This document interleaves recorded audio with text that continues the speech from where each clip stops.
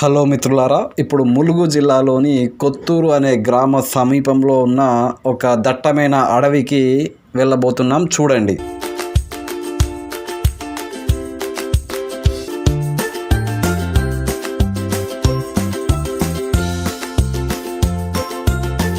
ఈ దట్టమైన అడవిలో నాటి బౌద్ధ మతానికి సంబంధించిన ఒక కట్టడం ఉంది. అయితే ప్రస్తుతం ఇది మాత్రం హిందూ మతానికి సంబంధించిన దేవాలయంగా కొనసాగుతుంది. అయితే ఈ నిర్మాణం కాకతీయుల కంటే ముందే నిర్మించిండ్రు. అంటే 6వ శతాబ్దంలో నిర్మించిండ్రన్నమాట. 6వ శతాబ్దం అంటే బదామి చాళుక్యుల కాలంలో నిర్మించిండ్రేమో.